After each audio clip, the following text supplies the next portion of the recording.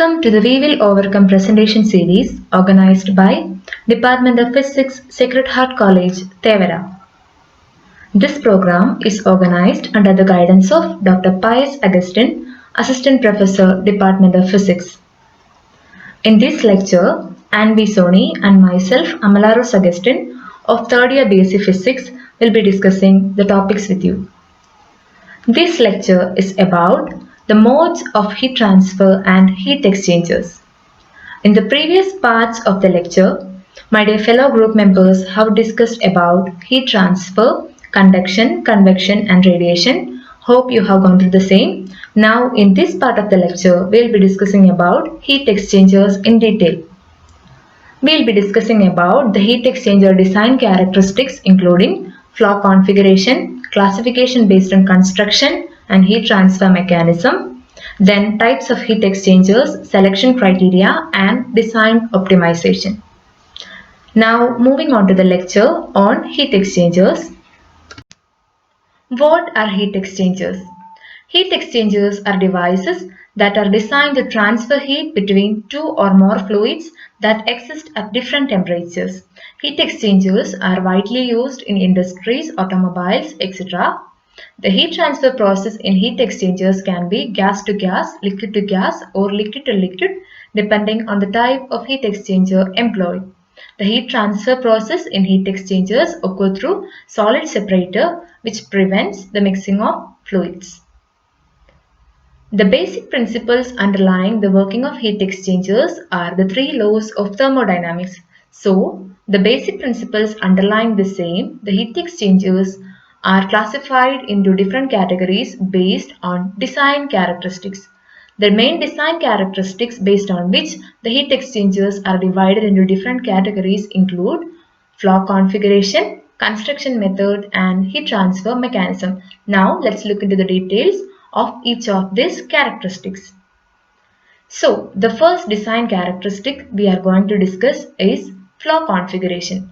Flow configuration is also known as flow arrangement. It's nothing but the direction of movement of fluids within the heat exchanger in relation to each other. Based on flow configuration, the heat exchangers are classified into four classes, that is co-current flow, counter-current flow, cross flow and hybrid flow. Let's look into the details of each of these classes. So the first class coming under flow configuration is co-current flow heat exchangers. They are also known as parallel flow heat exchangers. Hence it's clear from the wording that the fluids move parallel to each other. These kind of heat exchangers exhibit the lowest efficiency, but they are known for the greatest thermal uniformity across the walls of the heat exchanger. Now here is a schematic representation of the co-current flow heat exchangers. You can see in the diagram. The fluid in the thick tube moves from left to right. The fluid in the thin tube also moves from left to right parallel to the fluid in the thick tube. So this is the representation of co-current flow heat exchanger. The next class coming under flow configuration is counter current flow. These heat exchangers are also known as counter flow heat exchangers. The fluids in these heat exchangers move anti-parallel to each other. These kind of heat exchangers are known for the highest efficiency. Here is a schematic representation of counter current flow heat exchangers. The fluid in the thick tube is moving from right to left and that in the thin tube is moving from left to right parallel to the fluid in the thick tube. Hence they are anti-parallel with highest efficiency. The next class coming under flow configuration is cross flow. In cross flow heat exchangers, the fluids move perpendicular to one another. The efficiency of these heat exchangers falls between counter current flow and co-current flow heat exchangers. Here is a schematic representation of cross flow heat exchangers. Here a fluid is moving in vertical direction and other fluid in the thin tube is moving in horizontal direction. So they are perpendicular to each other. So the last class coming under flow configuration is hybrid flow heat exchangers. Hybrid flow heat exchangers are actually a combination of the other configuration. These kind of heat exchangers are designed to accommodate the limitations such as space, budget cost or temperature and pressure requirements. Here is a schematic representation of a hybrid flow heat exchanger. You can see in the figure both the fluids are moving from left to right, but they are perpendicular to each other. So this is a combination of co-current flow and cross flow. This is an example for a hybrid flow heat exchanger. Now moving on to the next design characteristic based on which the heat exchangers are classified into different classes, that is the classification based on construction. Based on construction, the heat exchangers are classified into recuperative and regenerative heat exchangers. Recuperative heat exchangers are again divided into direct and indirect heat exchangers, and regenerative heat exchangers are divided into static and dynamic heat exchangers. Now let's look into the details of each of these classes. In recuperative heat exchangers, each fluid simultaneously flows through its own channel. That's each fluid is having a particular channel to flow through. This kind of heat exchangers are divided into direct and indirect heat exchangers, and these heat exchangers are the commonly used type. Now let's look into the details of direct and indirect heat exchangers. In direct heat exchangers, the fluids are not separated within the device. That is, the heat transfer process occurs through direct contact of fluids. Cooling towers and steam injectors are example for direct heat exchangers. So in cooling towers, what is happening is hot water is exposed to a stream of air.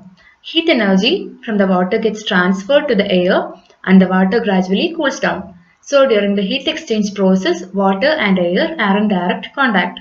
Then coming to the case of steam injectors, the process fluid, that is water or any other fluid, is exposed to a stream of hot steam. The heat energy from the steam gets transferred to the process fluid and it gradually becomes heated. This is happening in direct heat exchangers.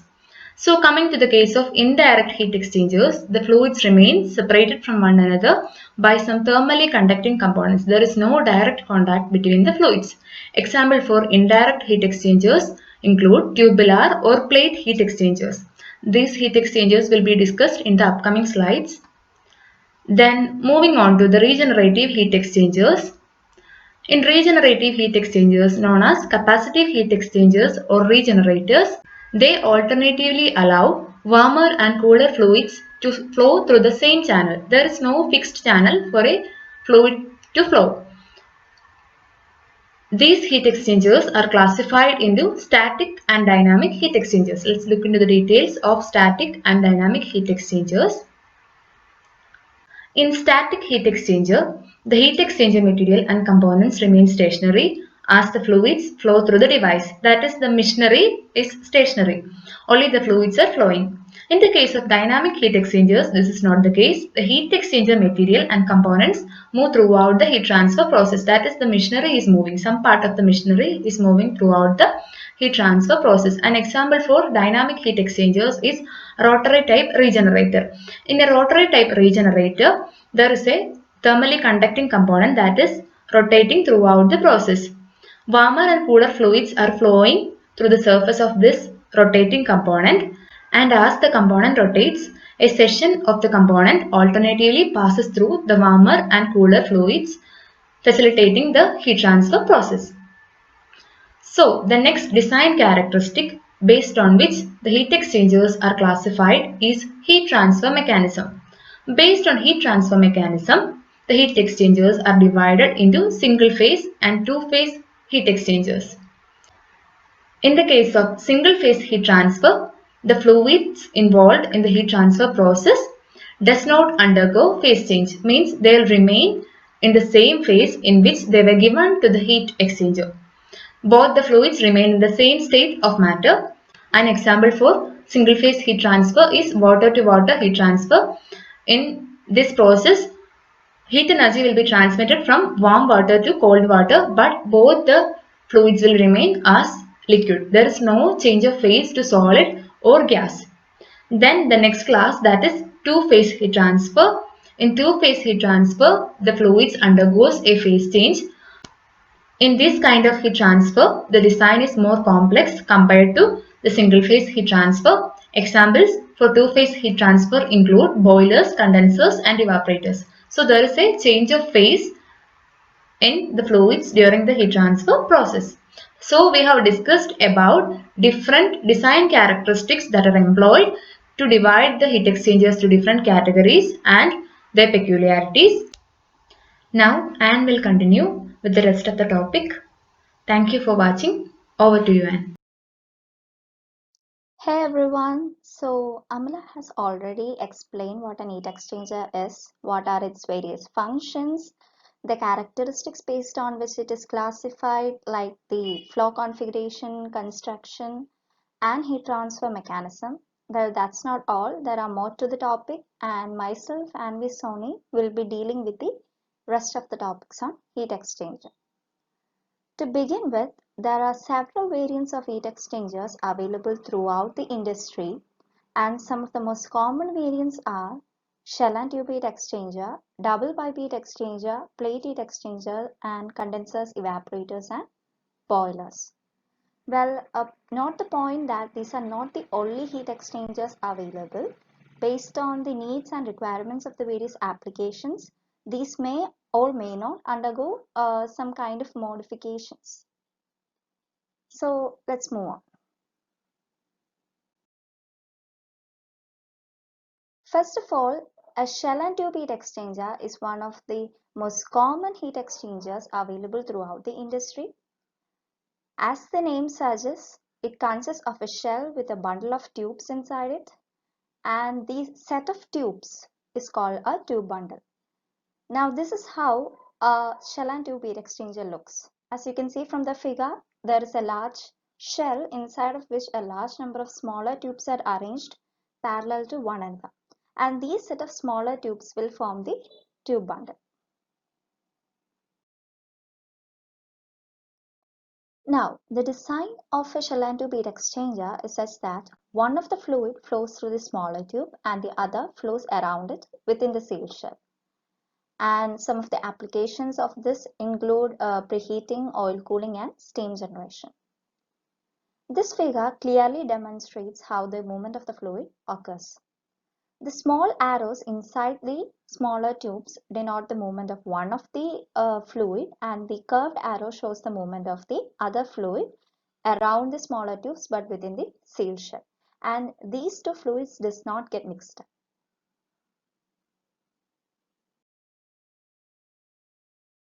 A double pipe heat exchanger is one of the most simplest heat exchangers available throughout the industry. It consists of two or more concentric cylindrical pipes of different diameters, and the flow of the fluids inside this exchanger can be either co-current or countercurrent. Now this is how a double pipe heat exchanger looks. There is a smaller pipe and a larger one, and both of these are concentric, having different diameters.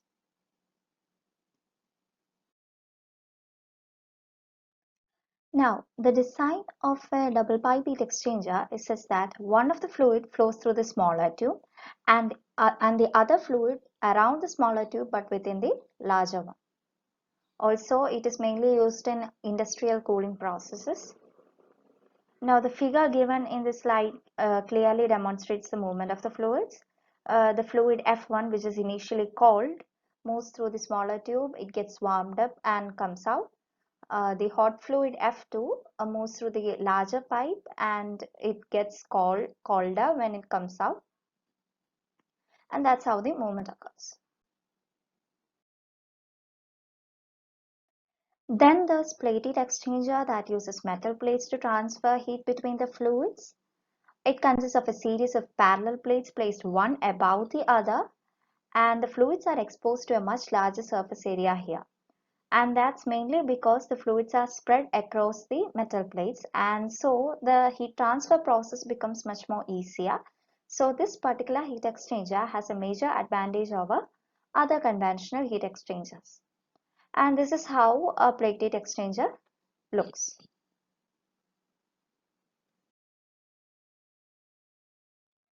As I said earlier, it uses metal plates to transfer heat, and the fluids flow between the space between adjacent plates. And it is mainly used in food processing, chemical processing, and in furnaces. Now, the figure clearly demonstrates the movement of the fluids. The blue line represents the movement of the cold one, and the red line denotes the movement of the hot fluid. The first set of adjacent plates forms a channel for the cold fluid to flow. Then the next adjacent pair forms a channel for the hot fluid, and again the next pair forms a channel for the cold fluid, and that's how the movement occurs. Then there's condensers, boilers, and evaporators. Amala has already mentioned about them earlier, that they employ a two-phase heat transfer mechanism. That is, during the heat transfer process, either of the fluids or both of them will undergo a phase change during the transfer. In condensers, the fluid changes from the gaseous or vapor form into a liquid form, whereas in evaporators and boilers, the fluid changes from liquid form to gaseous form. They find wide variety of applications in many fields, and some of them are distillation and refinement processes, power plants, refrigeration, and mainly they are used in HVAC, that is heating, ventilation, and air conditioning. So I've already introduced you to some of the types of heat exchangers available throughout the industry, and there are several more variants available. But that doesn't mean that for a particular application you can randomly choose any heat exchanger. There are some selection criteria for that.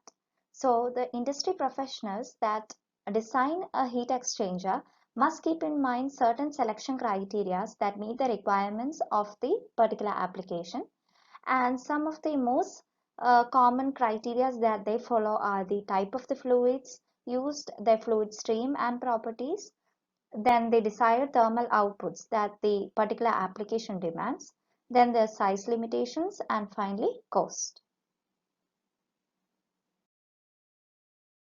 So the first criteria is the fluid type, stream, and properties. The specific type of the fluids, that is air or water or oil, and the physical, chemical, and thermal properties like temperature and pressure play a very important role in the designing of a heat exchanger. So if the fluid involved is highly corrosive in nature, or if it involves high temperature or high pressure, then the design should be such that the exchanger must be able to withstand all these highly stressful conditions. So choosing the right construction materials is very important. Take for example graphite heat exchangers. They exhibit high thermal conductivity and corrosion resistance. Then there's plate heat exchangers that offer a low cost alternative, and there is ceramic heat exchangers that can withstand very high temperatures. Now, if the fluid involved undergoes a phase change during the heat transfer process, then the exchanger must employ a two-phase heat transfer mechanism.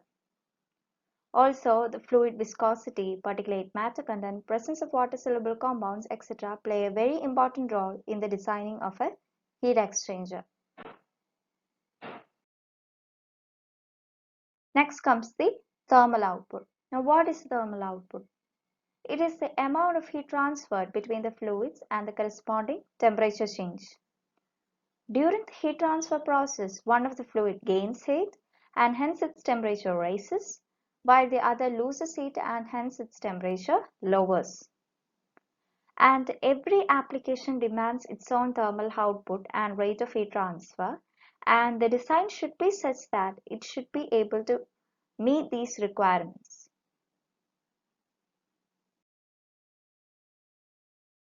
Next comes the size limitations. So even if the designer designs a heat exchanger that satisfies the above mentioned two criteria, and if it doesn't fit into the given space, then it is of no use. So size also matters. And not only should it fit into the given space, it should also leave room for further expansion or addition.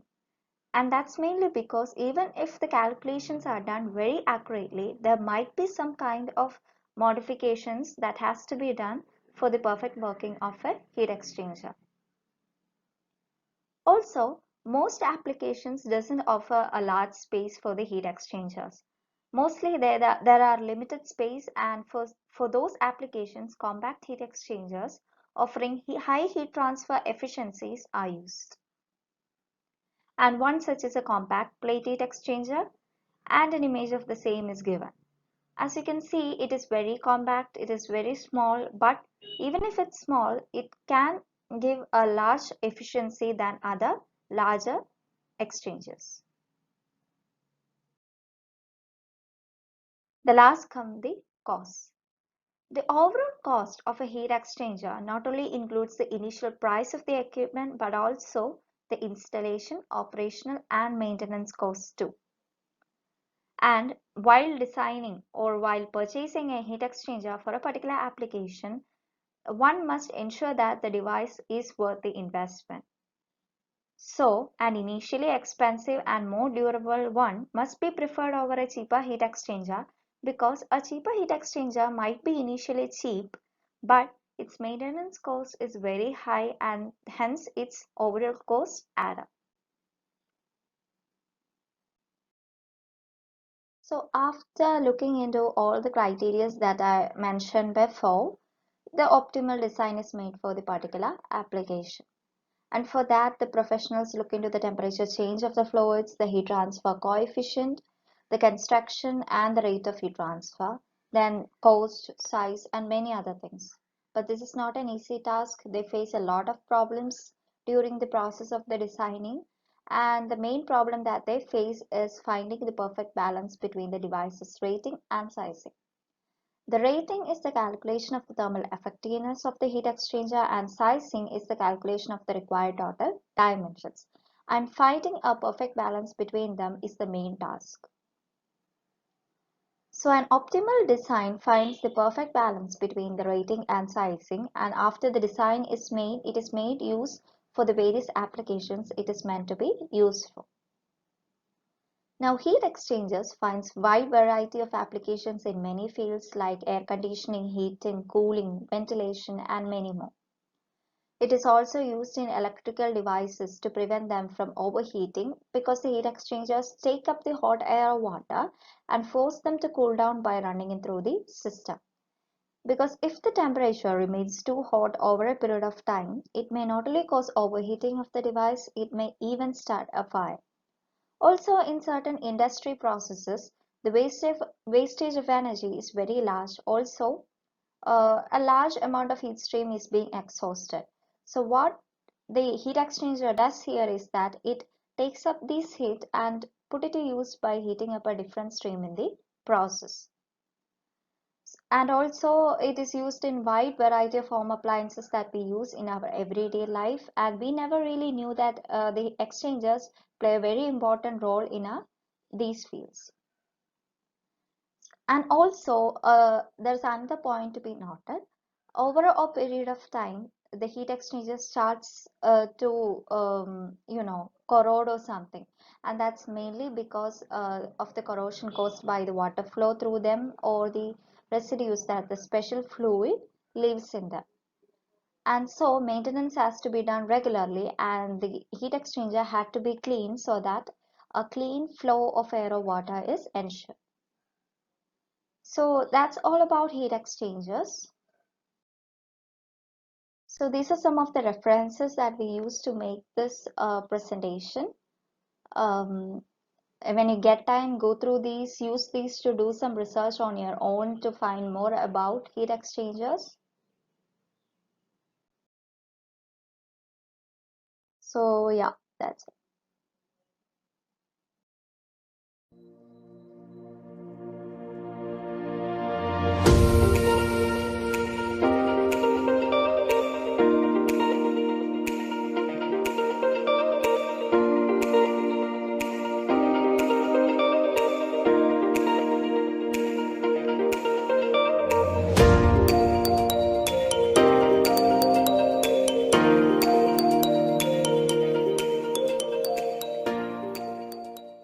So that brings us to the end of this presentation on heat exchangers.